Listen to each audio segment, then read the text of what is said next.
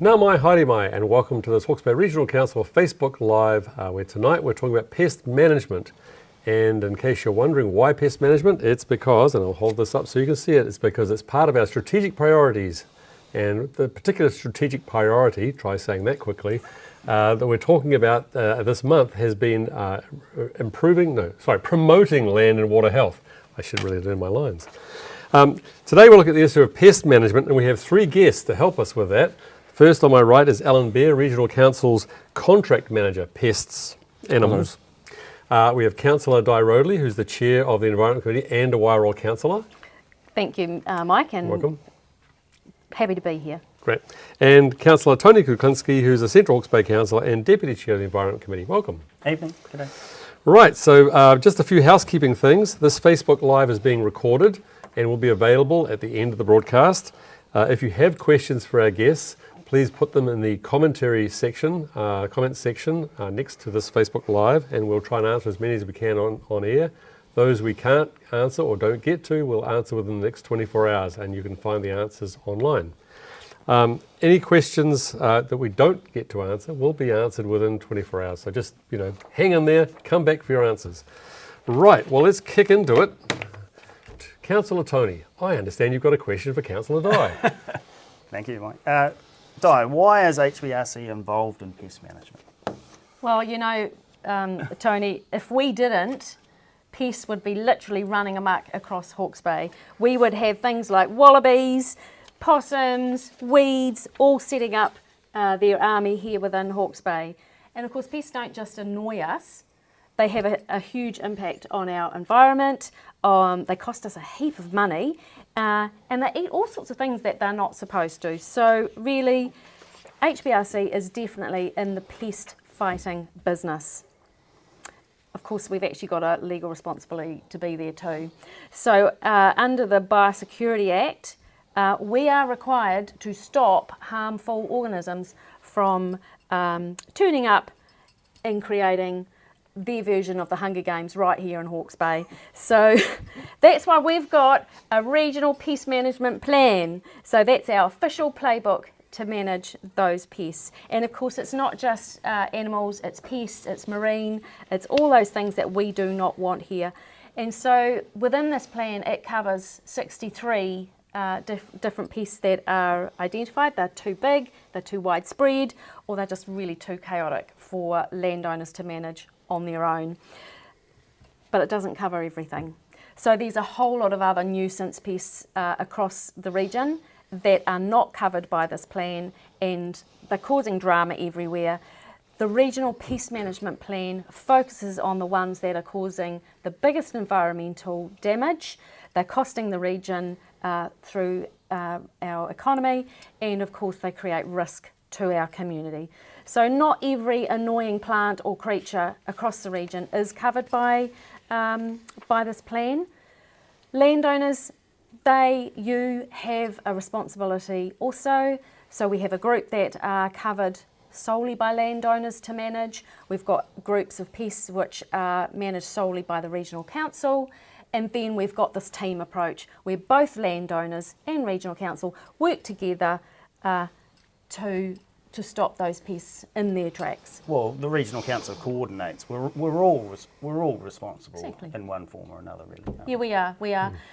What we do though is through an agreed conversation with our community when we're setting up that Regional Pest Management Plan, and we'll come back to how that happens, we classify our pests under 4 categories. And so the first one is exclusion. And so that's the likes of wallabies, which aren't here yet, and we do the, no way, you're not coming in. Our job is to keep them out, exclude them. We eradicate them. So when a few sneaky ones can sneak in the back door, we work really hard to get rid of them. So that's the, yep, no, not today, out you go.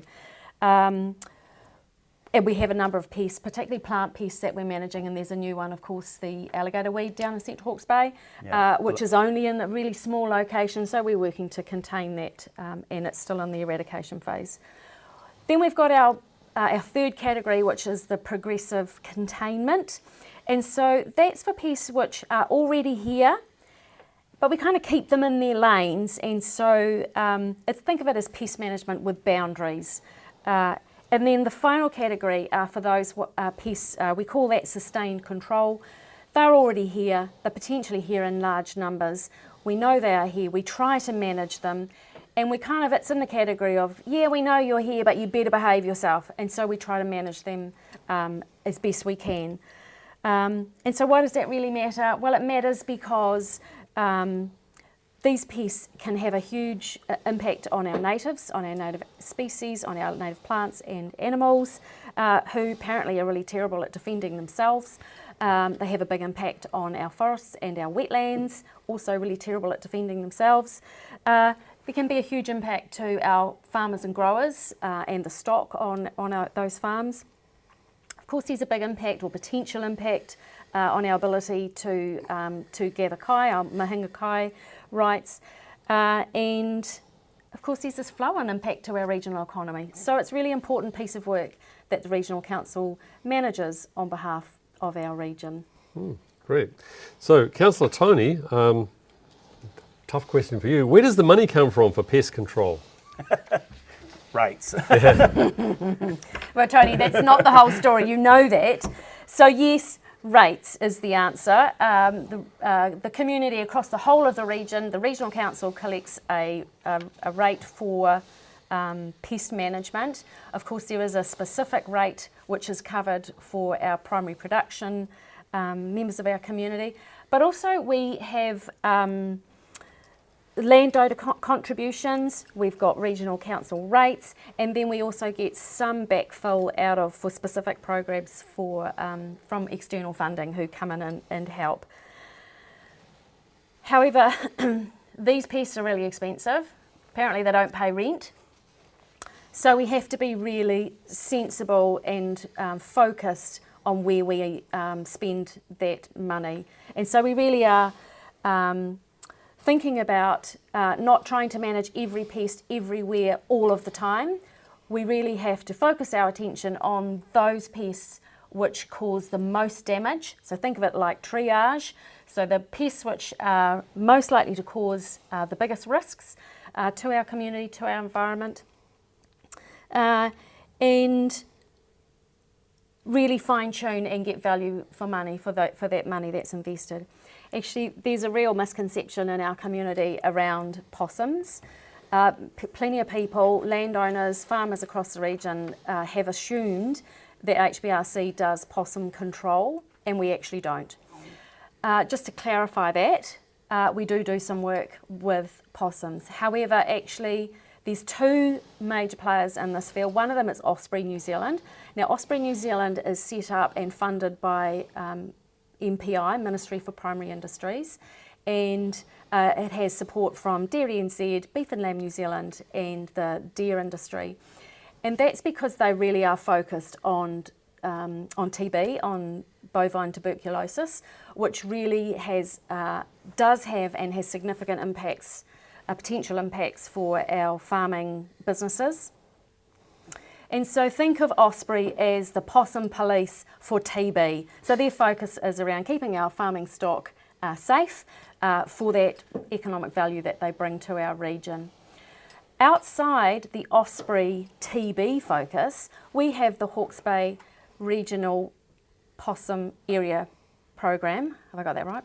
PCA, yes, area program, and that picks up everywhere that's not Osprey and is agreed to be part of that area control program. And that piece of work is where Hawke's Bay Regional Council monitors on behalf of the region, keeping that threshold nice and low. Historically, and I think Alan's going to talk to this a bit later, but historically possums were running amok across the region. And so the Possum Control Area program has worked to keep that level, the threshold, down. Now what Regional Council does is they monitor it. So you might, if you're a landowner, you'll be approached by one of Alan's team, and they will do a monitoring program, and that looks like putting out chew cards to assess how many possums are on your property.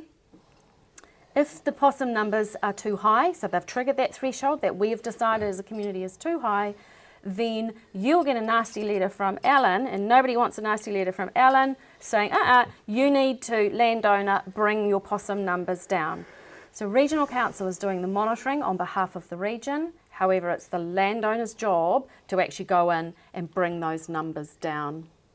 That's correct.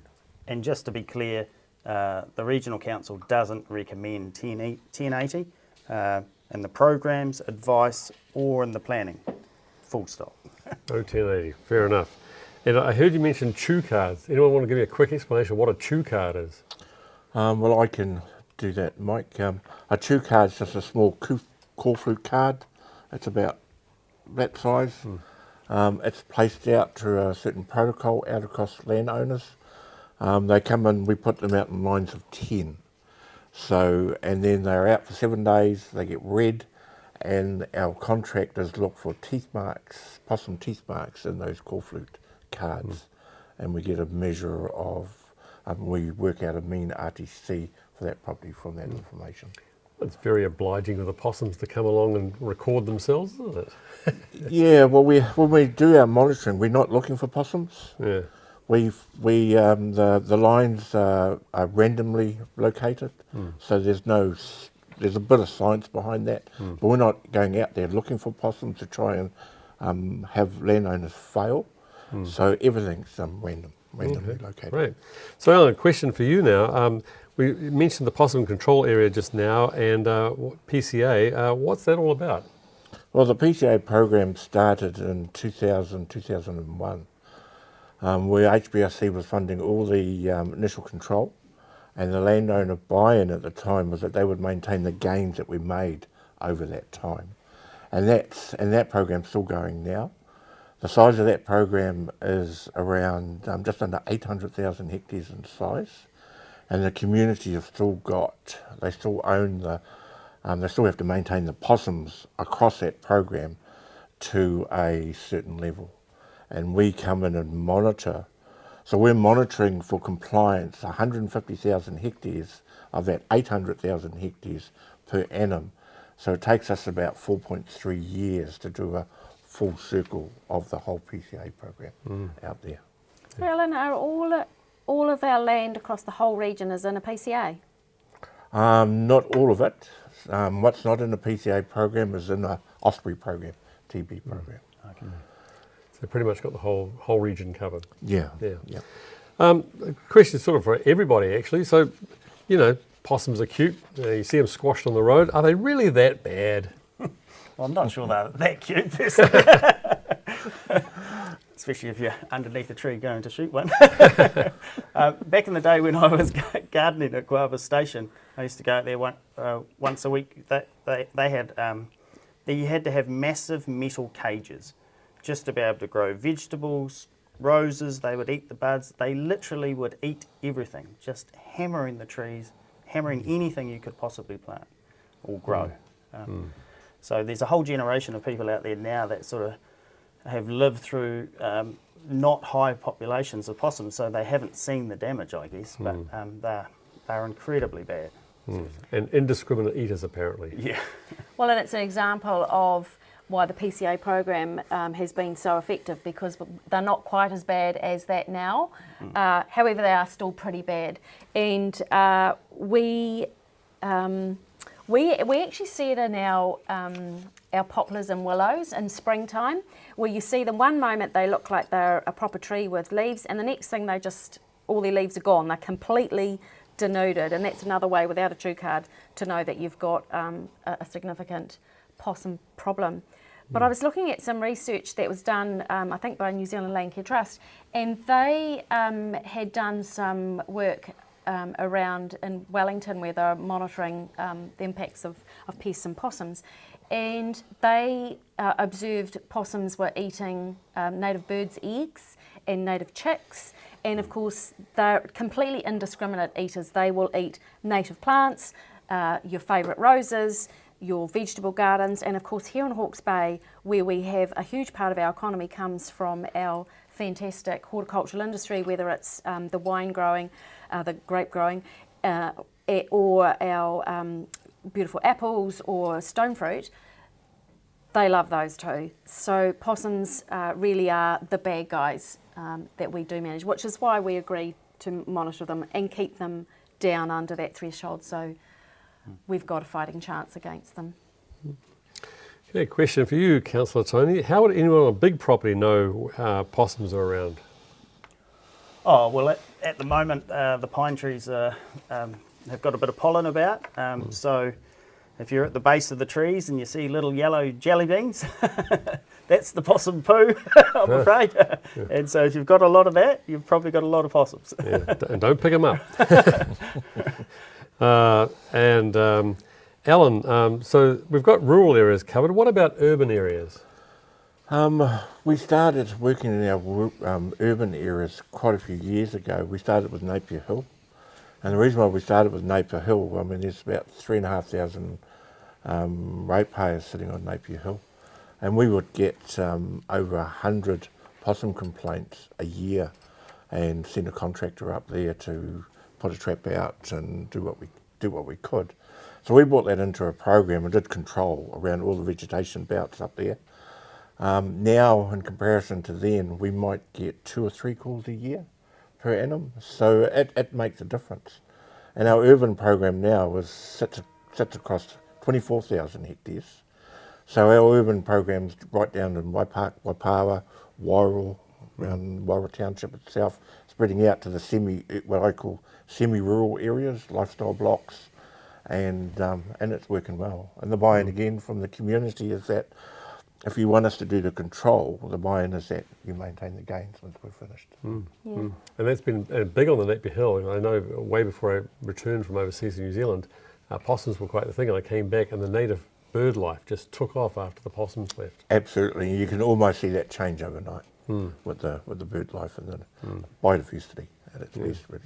Now I was just going to say, it's really important though for our audience tonight. It's not the Regional Council coming and doing all of the work, that all property owners, whether you're in town up on Napier Hill or Taradale, wherever you're at, Wairoa, that actually as a property owner, you've got responsibility to manage your own pests on your own property and be a good neighbour to make sure that your pests, whether it's your seeding thing that's in your garden or your possums, aren't encroaching on your neighbours.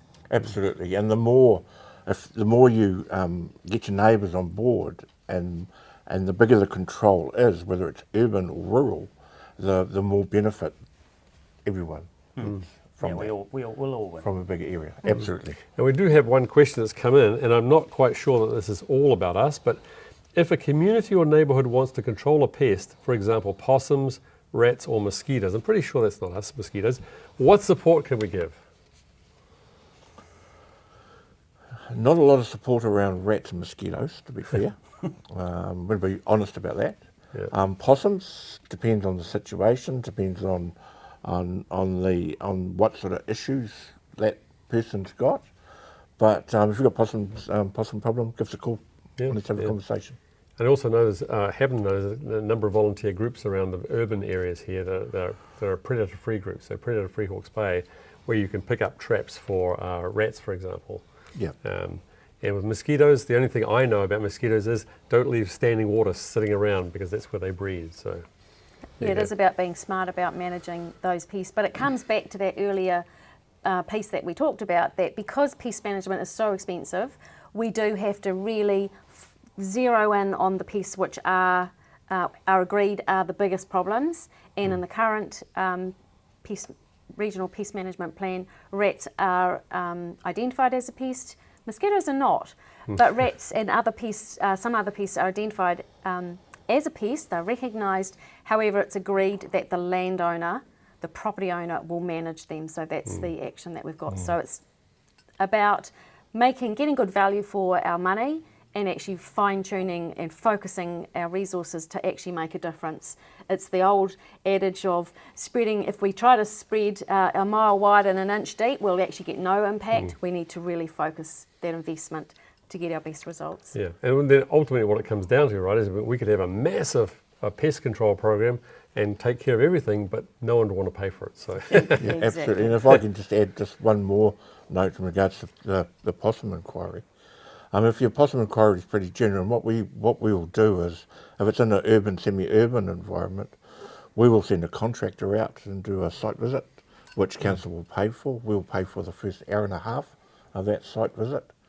And generally within that hour and a half, the contractor's got time to either show the person how to use a trap, or give the person a trap, put a bait station up, maybe one of these things with a bit of bait in it, and then we'll leave that, and that'll belong to the landowner, and then all he's got to do, or they have to do, is just top it up with bait, or take the possum out of a trap and dispose of it. So we can help. That's great. So, Councillor Dyer, what about other pests? How does HBRC decide how much to spend on pests and which ones? Yeah, well, that's a really great question, Mike, because it's actually a crucial part of the Regional Pest Management Plan is actually that decision. So, as a community, we do decide around what those priority pests are that we want the Regional Council to support reducing those pests or keeping them out according to that criteria.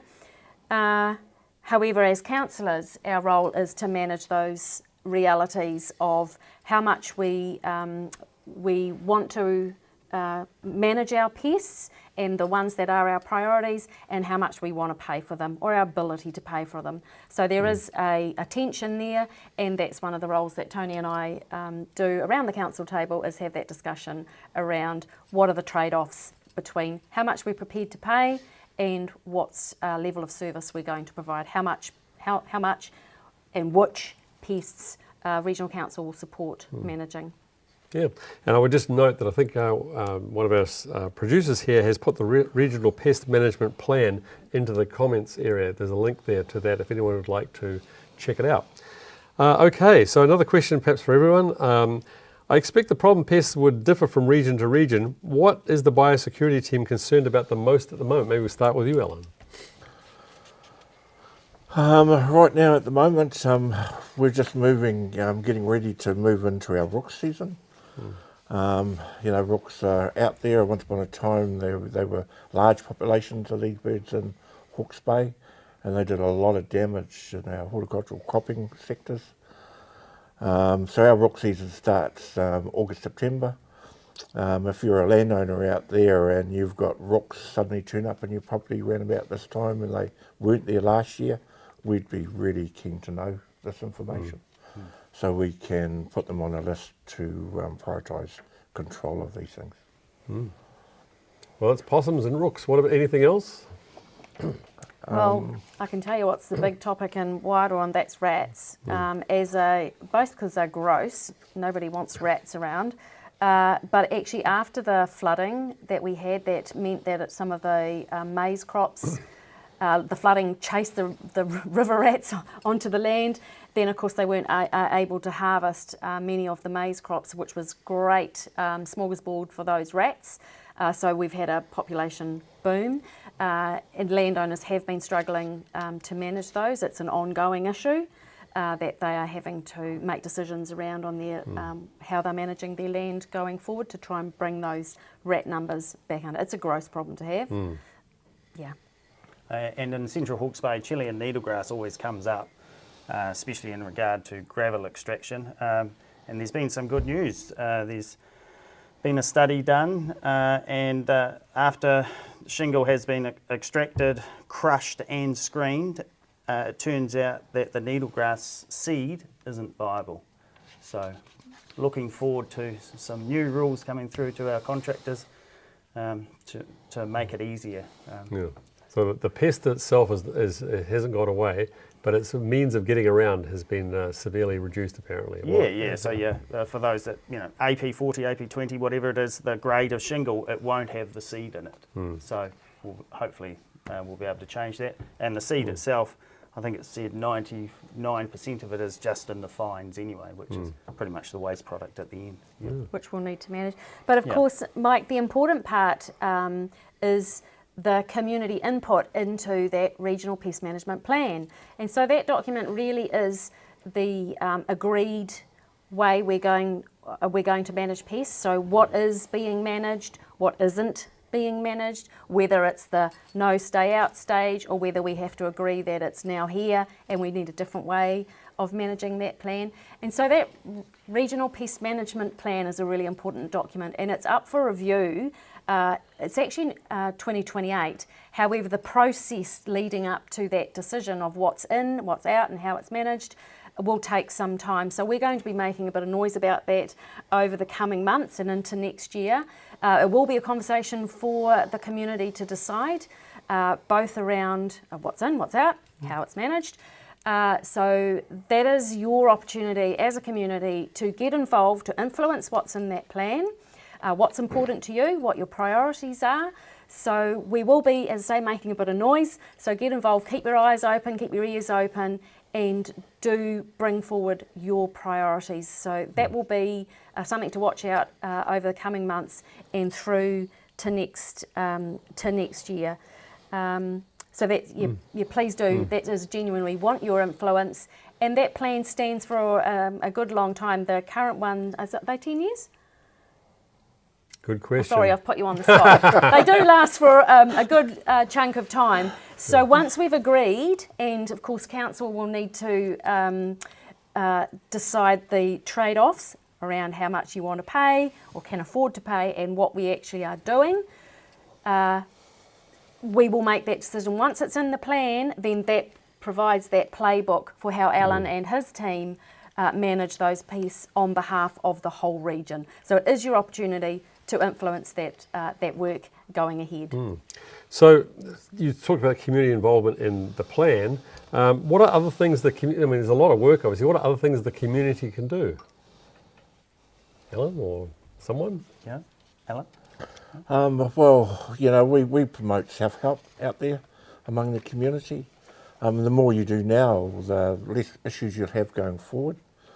You know, for me at home, you know, I have problems with mice, and you know, my back lawn looks like that. So our property's well cared for, but you know, these things are coming into the property all the time, and I've got my mouse traps out there, and it's just a constant effort. So you know, if everyone did that, it would relieve that issue, that problem, and your problem may not be as big. Yes, so there is stuff you can do at home to manage your own pests, but of course there are some fantastic voluntary groups across the region. So big shout out to towards Predator Free Hawke's Bay, the groups up on Napier Hill, Taradale, Mahia. We've got groups right across the region. Incredible work being done by our catchment groups. So big shout out to catchment groups running trap lines, big long trap lines. I know there's a great partnership happening out on the Tutaikuri River, where I think we've got 10 k's of trap lines down both sides of the river being run by 2 different catchment groups. So thank you B2R and Kaweka Community Catchment Group doing great stuff out there, and we do appreciate that on behalf of our region, so thank you. Great, we have a couple more questions that have come in.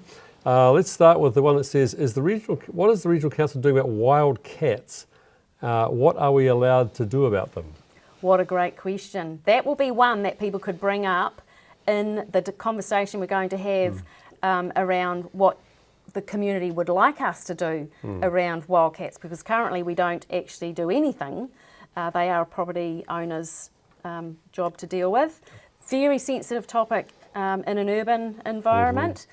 So we're not encouraging people to go out and trap the neighbour's cat. However, out in the rural, area, you would get into all kinds of trouble. But actually, out on farm, wildcats are a significant problem. We know they're a significant problem for our birds and for our biodiversity. But they also carry all sorts of diseases. Wildcats are a terrible pest, but they are not part of our active control at the moment. But they could be. Yep. If that's something people would like to bring So get involved forward. in the negotiations, discussions next year for that's the how plan. you bring it into the plan. Absolutely. Yeah. Great. How real is the threat of wallabies getting into Hawke's Bay?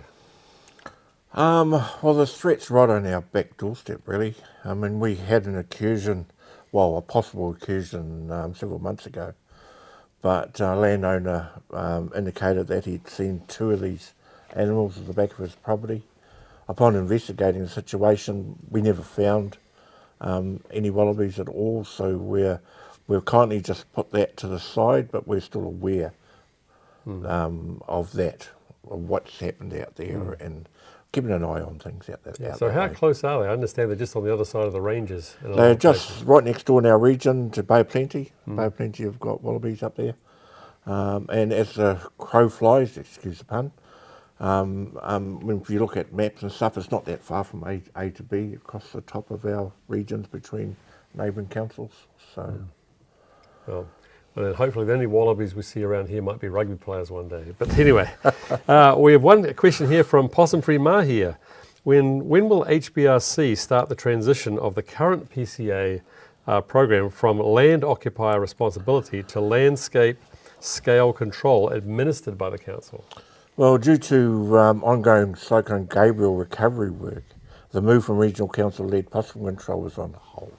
And that information's up on our website if the public want to go and have a look. Yeah, because I know there was talk at one point of the council taking it over, but that was right before Cyclone Gabrielle Absolutely. sort of hit us in the back pocket in the wallet, and we had then all other of a sudden- priorities. And then all of a sudden our plans changed. Yeah. Yeah, and I think that's why we've got a bit of confusion around what the regional council does in the possum space, because we did do a whole lot of preparatory work Absolutely we to did. take it over, and we would have loved to have a region-wide approach to possums, possum control. At the moment, our priorities at council is trying to keep our rates affordable for our community and prioritising the recovery and getting ourselves back on our feet after Cyclone Gabrielle and the floods in Wairoa. So one day, hopefully. Yeah, fingers crossed. Yeah. Yeah, maybe by that 2028 plan, maybe. Okay, so apparently we have no more questions coming in, so it sort of falls to me to sort of just a few closing things. It's Biosecurity Week this week in New Zealand, so it's a good time to be thinking about all the introduced pests in this country and what, if any, you might have in your backyard, in your neighbourhood, in your community, and what you might be able to do to help get rid of some of them. It's also the any outstanding questions we get after we go off here tonight. We'll try and answer those in the next 24 hours. Just a reminder, the Regional Pest Management Plan is in the comments area. There's a link there for you to go check it out. And if you want to get into our pest hub, we have a whole hub on pests on our website. Probably enough reading there for a month. But if you go to hbrc.govt.nz and type in the search window on our website, #pest control. So it's #pest control. It'll take you to more information than you can possibly want. And then also, if you want to report a pest, because Alan said, for example, the person who had a possum maybe, possum issue, you can call 0800 108 838. Again, that's 0800 108 838. Or you can email us at info@hbrc.govt.nz. And it just falls to me now to thank our guests, so Alan and councillors, thank you very much for your time this evening, and our producers, Amanda and Shanae and Tanya, thank you all, and ka kite. Thank you. Thank you. Good evening.